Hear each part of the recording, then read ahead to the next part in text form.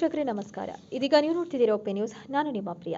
ರಾಷ್ಟ್ರೀಯ ಭೀಮ ಯೋಧ ಸಮಿತಿಯ ಪದಾಧಿಕಾರಿಗಳ ನೇಮಕ ದಿನಾಂಕ 5/1/2025ರಂದು ಬೀದರ್ ನಗರದ ಡಾಕ್ಟರ್ ಬಾಬಾ ಸಾಹೇಬ್ ಅಂಬೇಡ್ಕರ್ ವೃತ್ತದ ಹತ್ತಿರ ಇರುವಂತಹ ಪ್ರವಾಸಿ ಮಂದಿರದಲ್ಲಿ ರಾಷ್ಟ್ರೀಯ ಭೀಮ ಯೋಧ ಸಮಿತಿ ಜಿಲ್ಲಾ ಪದಾಧಿಕಾರಿಗಳ ನೇಮಕವನ್ನು ಮಾಡಲಾಯಿತು. ಜಿಲ್ಲಾ ಉಪಾಧ್ಯಕ್ಷರಾಗಿ ಜಗದೀಶ್ ಪ್ರತಾಪ್, ಜಿಲ್ಲಾ ಪ್ರಧಾನ ಕಾರ್ಯದರ್ಶಿಯಾಗಿ ಶ್ರೀರಾಮ್ ಬಗ್ಗೆ, ಜಿಲ್ಲಾ ಖಜಾಂಚಿಯಾಗಿ ಅಡಿಯಪ್ಪ ನಾಗು, ಜಿಲ್ಲಾ ಕಾರ್ಯದರ್ಶಿಯಾಗಿ ರಾಜಪ್ಪ ತಟ್ಪಳ್ಳಿ, ಜಿಲ್ಲಾ ಕಾರ್ಯದರ್ಶಿಯಾಗಿ ಸಂತೋಷ್ ಸಾತೊಳೆ, ವಿದ್ಯಾರ್ಥಿ ಒಕ್ಕೂಟದ ಜಿಲ್ಲಾಧ್ಯಕ್ಷರಾಗಿ ನವನಾಥ್ ಕಂದಕೂಳ್ ಹಾಗೂ ತಾಲೂಕಾ ಪದಾಧಿಕಾರಿಗಳಲ್ಲಿ ಬೀದರ್ ದಕ್ಷಿಣದ ಅಧ್ಯಕ್ಷರಾಗಿ ನರಸಿಂಗ್ ಕೋಟೆ, ಉಪಾಧ್ಯಕ್ಷರಾಗಿ ಅರುಣ್ ಮನ್ನಳ್ಳಿ, ಪ್ರಧಾನ ಕಾರ್ಯದರ್ಶಿಯಾಗಿ ಅಂಬೇಡ್ಕರ್ ಸಮ್ರಾಟ್, ಕಾರ್ಯದರ್ಶಿಯಾಗಿ ರಾಕೇಶ್ ಮನ್ನಳ್ಳಿಕರ್, ಬೀದರ್ ಉತ್ತರದ ಅಧ್ಯಕ್ಷರಾಗಿ ಓಂಕಾರ್ ಜಮಾದಾರ್, ಉಪಾಧ್ಯಕ್ಷರಾಗಿ ಸಿದ್ಧಾರ್ಥ್ ಮನ್ನಳ್ಳಿಕರ್, ವಿದ್ಯಾರ್ಥಿ ಘಟಕದ ಅಧ್ಯಕ್ಷರಾಗಿ ಪೃಥ್ವಿ ಮಯೂರ್, ಸದಸ್ಯರುಗಳಾಗಿ ಬಾಬುರಾವ್ ಬಿಟ್ಟೆ, ಶಿವರಾಜ್ ಟೊನ್ನೆ, ಅನಿಲ್ ಮರ್ಜಾಪುರ್, ಕುಪೇಂದ್ರ ಹೊಸ್ಮನಿ, ಕಾರ್ತಿಕ್ ಶಿಂದೆ, ಸಾಗರ್ ಪೂಜಾರಿ ಇವರನ್ನ ಜಿಲ್ಲಾಧ್ಯಕ್ಷರಾದಂತಹ ರಾಜ್ಕುಮಾರ್ ಪ್ರಸಾದ್ ಅವರನ್ನ ನೇಮಕಗೊಳಿಸಿ ಆದೇಶವನ್ನು ಹೊರಡಿಸಿದ್ದಾರೆ.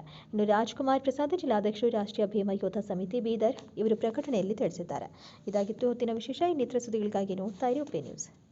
अध्यक्ष राजकुमार प्रसाद और सभी लोग उपाध्यक्ष, कार्यदर्शी, जिला प्रधान कार्यदर्शी, खजांची, बहुत लोगों से इधर इस समिति के पदाधिकारी बना के ये राष्ट्रीय भीम योद्धा समिति का पदाधिकारी बन गया है।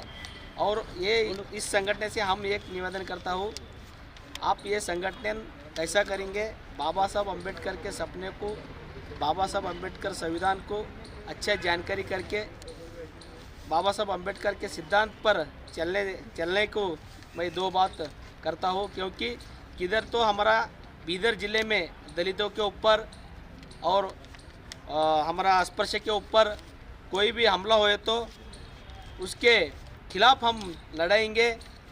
इस सिद्धांत पर ये संगठन अच्छा काम करके बोल के मैं उसको संगठन सभी पदाधिकारी को शुभकामना देता हूँ। जय भीम, जय भारत.